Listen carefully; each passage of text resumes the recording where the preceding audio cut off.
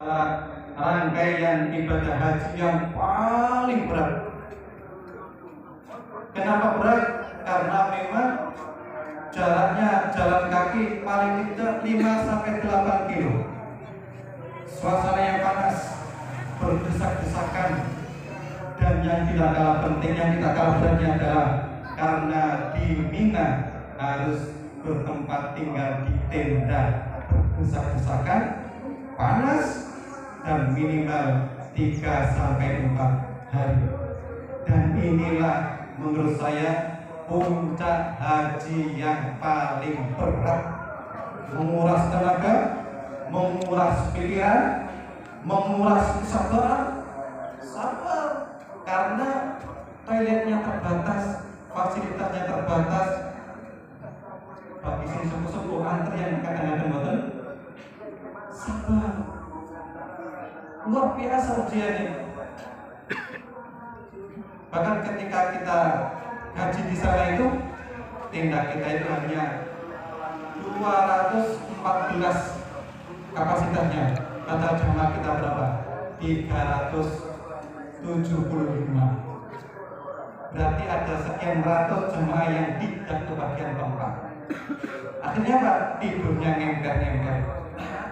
Itu menurut saya puncak haji yang paling berat. Makanya hadirin, Rasulullah SAW menjamin al-hajjul mabrur laisa lahu jazaa'un illal jannah. Orang yang pergi haji dan hajinya mabrur, tidak ada lain, pahalanya adalah surga. Hadirin Allahu Akbar, Allahu Akbar walillah. Itu orang yang haji mabrur, jaminannya masuk surga. Nah, bagaimana dengan kita yang tidak berkesempatan, yang belum daftar, yang belum punya porsi, yang tidak punya biaya ke sana? Apakah kita harus berkecil hati, tidak masuk golongan orang yang berhak masuk surga? Hadirin, tidak boleh berkecil hati. Kita yang tidak berkesempatan pergi haji, insya Allah masih banyak amalan-amalan yang memudahkan kita masuk surga. Hadirin, Rasulullah SAW banyak memberikan informasi dari hadis beliau bahwa banyak sekali peluang-peluang amalan-amalan yang memudahkan kita masuk surga. Salah satunya, ana wa kafirul yatim fil jannah hakata wa asyara bil bisabab wal wusta wa farraja bainahuma. Rasulullah tahu siapa yang mengopeni anak yatim. Mengopeni anak yatim, apa itu? Membantu makannya, membantu sekolahnya, pendek kata mengopeni anak yatim.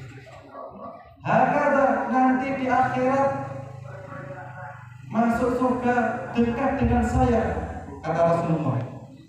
Wa farraja bainahuma, dan beliau mengisahkan dua jari begini, wa farraja bainahuma, direnggangkan sedikit. Artinya apa hadirin? Artinya orang yang merawat anak yatim nanti surganya itu selevel surga Rasulullah. Beda dengan tadi yang haji mabrur, surganya tidak disebutkan, hanya masuk surga begitu saja. Tidak tahu surganya itu level mana, apakah di emperannya, ataukah di level bawah, atau tengah, atau atas, tidak disebutkan. Tapi di hadis ini jelas, orang yang masuk, orang yang mau pengen anak yatim dengan ikhlas mencari ridha Allah, nanti di akhirat surganya itu selevel dengan Rasulullah SAW. Jadi kalau begitu, bagusan mana? Merawat anak yatim atau haji mabrur? Menurut hadis ini, bagusan lebih anak yatim.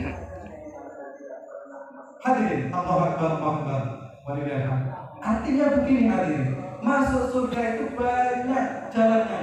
Bagi kita yang punya kesempatan punya porsi, punya uang, punya kesempatan bisa naik haji, maka jalannya nanti ke surga dengan mudah akan enak lewat haji.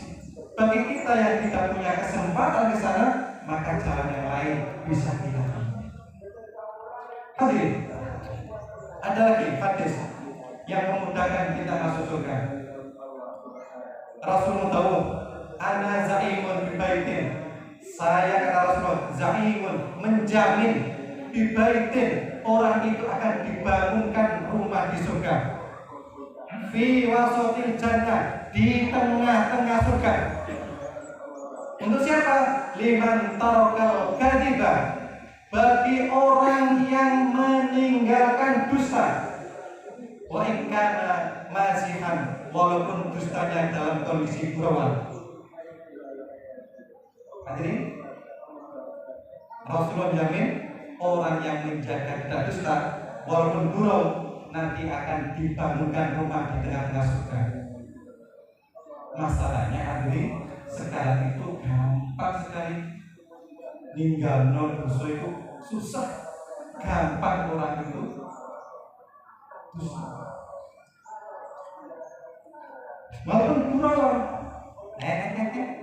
umpamanya ditanya, lihat, wajah itu kalau pilih budi, atau banyak budi, tapi bohong. Gurauan, tapi tujuannya, tapi bohong. Ini nggak bohong. Wa ikan masih kan, walaupun gurau nggak bohong. Orang yang menjaga ini dijamin nanti di surga, di tengah-tengah surga. Ujiannya terbesar adalah bagi ibu-ibu. Ibu, kadang-kadang ibu-ibu itu jangan percaya maupun bapak-bapak.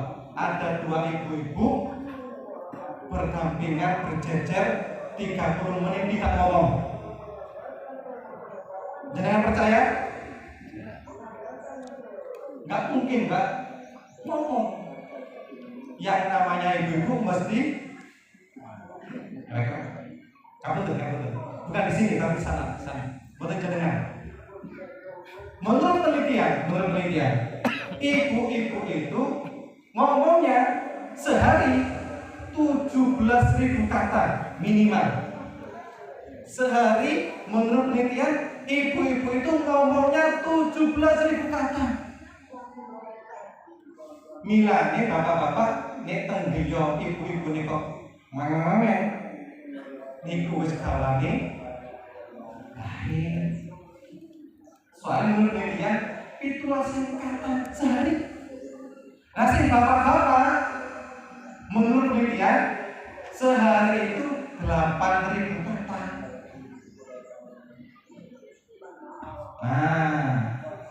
Itu. Nah, hadirin pilane karena ibu-ibu itu ngoten niku kawane. Kadang-kadang ini ngobrol karo kancane itu boten terkontrol. Ono tomboke kumpul kas. Si Ariful ngayak kulkas. Lalu yang satunya paling gede. Ada saja yang diomongkan. Dan Rasulullah SAW menjamin orang yang menjaga lisannya tidak dusta, tidak bohong, walaupun dalam kondisi gurau, nanti akan dibangunkan rumah di surga. Gampang. Kalau mau gampang. Rohnya hadis. Wa bibaitin kata Rasulullah, dan saya jamin orang itu akan dibangunkan rumah di surga fi a'la jannah, di surga tingkatnya paling tinggi. Untuk siapa? Liman hasuna khuluquhu, bagi orang yang akhlaknya bagus. Hadirin, orang yang akhlaknya bagus, kata Rasulullah, dijamin nanti di surga ditempatkan di surga yang paling tinggi. Hadirin, orang yang punya akhlak bagus itu kenapa ditaruh di surga yang paling tinggi?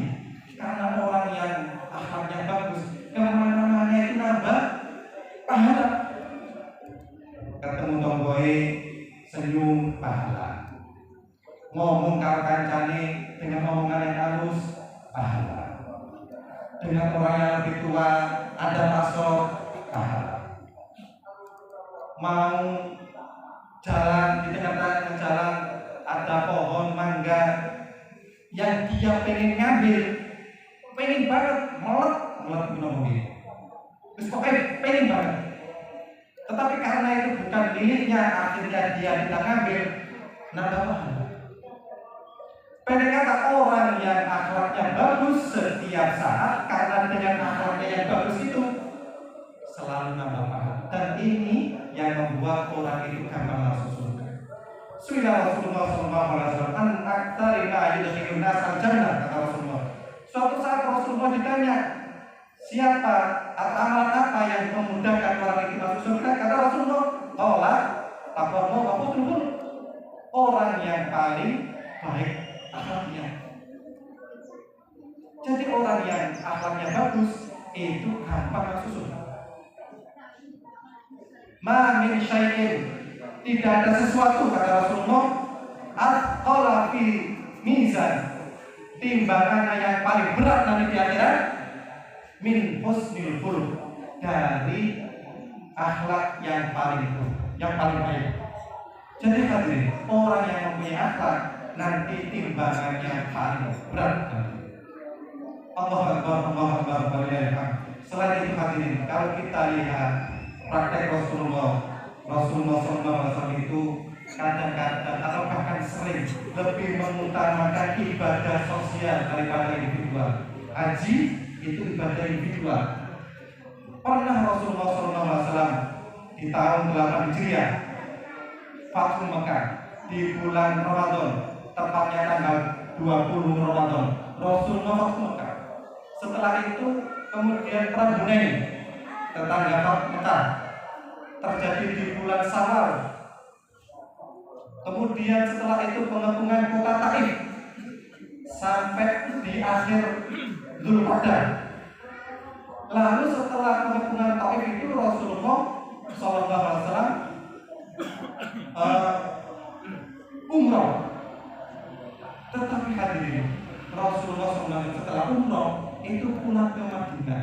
Padahal seandainya Rasulullah nunggu sepekan 2 pekan saja sudah masuk haji. Kenapa Rasulullah langsung kembali ke Mekah, ke Madinah? Nah, menurut Profesor Al-Mustafa Yaakob, dalam hal ini Rasulullah lebih mengutamakan ibadah sosial. Ghanimah yang besar. Ketika perang Hunain itu Rasulullah menerima ghanimah yang besar. Ada 400 perak rupiah, ada 40.000 kambing, 24.000 ekor unta. Itu besar itu. Nah, itu Rasulullah SAW dibawa pulang ke Madinah, dibagikan oleh miskin. Itu menunjukkan Rasulullah SAW lebih mengutamakan ibadah sosial. Jadi hadirin, kalau kita lomang, gampang menyantuni fakir miskin, insya Allah itu jauh lebih besar amalnya. Kita sholat, berapa kuat kita sholat? Berapa kuat kita membaca Quran? Berapa kuat kita zikir? 1 jam, 2 jam? Begitu amalan itu selesai kita lakukan, selesai pula pahalanya. Tapi amalan sosial, infak kita kasih di masjid, infak kita untuk membangun sekolahan, untuk korban, selama itu dinikmati banyak orang, selama itu pula kita mendapat manfaat. Masjid ini saya tadi dengar katanya kurang pagar atas. Bagi kita yang punya kemampuan, oke Pak Amir, beres, aku sinagong. Masya Allah, itu luar biasa. Pahalanya, nggak pernah selesai. Selama masjid ini dipakai 1000 tahun, 2000 tahun, selama itu pula pahala kita akan terima. Itu jauh lebih besar. Dan itu Rasulullah SAW lebih utamakan daripada ibadah individual. Allahu Akbar, Allahu Akbar, walillahilhamd. Mudah-mudahan hadirin kita ibadah kita, kurban kita nanti diterima oleh Allah Subhanahu wa Ta'ala. dosa-dosa kita, mudah-mudahan diampuni oleh Allah Subhanahu wa taala. Subhanakallahumma wa bihamdika asyhadu an la ilaha illa anta astaghfiruka wa atubu ilaik. Assalamualaikum warahmatullahi wabarakatuh.